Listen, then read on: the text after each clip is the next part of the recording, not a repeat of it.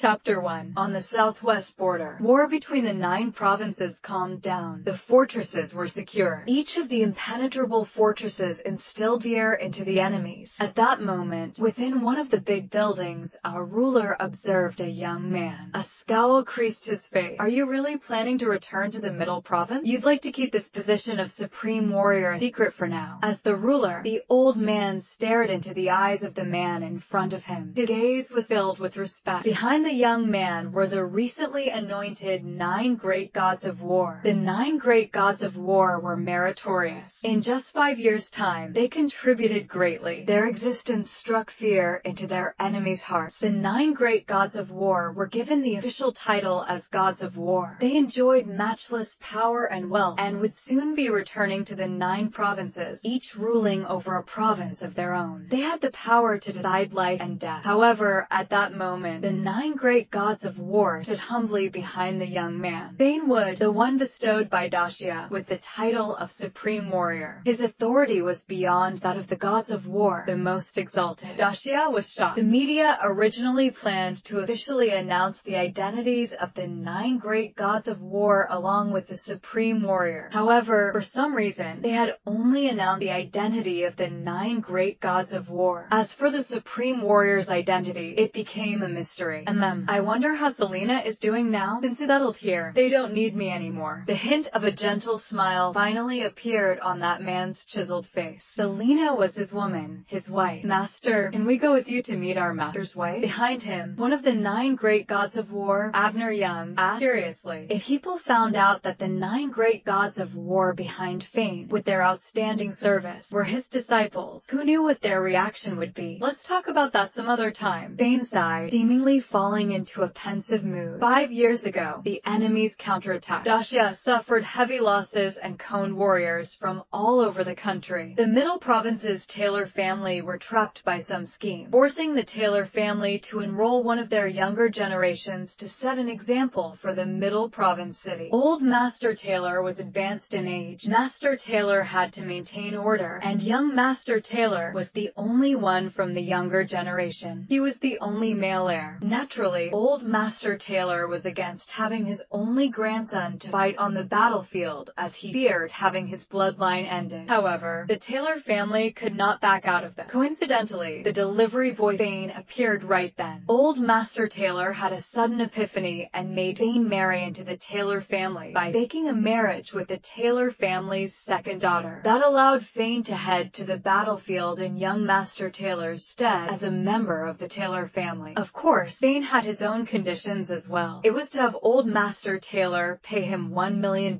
for his sick mother's treatment. Very quickly, the Taylor family's second daughter was forced to marry Fane, the delivery boy. That simple wedding ceremony made Selena Taylor into the joke of the century. On the night of the wedding, the dispirited Selena ended up being the one to initiate the marriage consummation with Fane after becoming drunk. The next morning, she cried. On the same morning, Fane was enlisted by the army. That parting lasted 5 years. Over the course of 5 years, Fane had experienced countless life and death situations. However, he managed to endure those hardships with the thought of Selena waiting for him at home. In 5 years, he transformed from the B****starred son of the family into a major figure. Selena, don't you worry. I'll definitely honor my responsibility for you. Fane gripped his fist. With the thought of meeting Selena soon, his usually tranquil heart felt a twinge of excitement. 4 days later, a private plane descended slowly onto Middle Province International Airport. Middle Province, what a nostalgic place. Stepping foot onto this land once again, the corner of Fane's mouth showed the hint of a smile. Fane looked at Lana's ex, then stated slowly, "From the moment I left the southwestern battlefield, I'm no longer the Supreme Warrior. From now on, you can just call me brother." "Yes, Ma." "Brother Fane." Lana nodded. She was assigned to Middle Province and would be stationed here. She was happy to be returning here with her master. An eye-catching Rolls-Royce Phantom with the plate A99999 was at the airport exit. There was a bodyguard with sunglasses that respectfully opened the car door as a person in his 40s came out. If anyone from a higher class were to find out that this person was Mason Drake, the richest person in Middle Province, their jaws would surely hit the ground. A person that could compel Mason to personally pick him up from the airport was obviously no ordinary person. Today day will be worth it if I can see the face of the Queen of Hell." Mason lamented. He knew full well what a god of war represented. Just as he finished his sentence, a man and woman nearby walked toward him. "Goddess of war, Queen of Hell, Lana Zex's here," exclaimed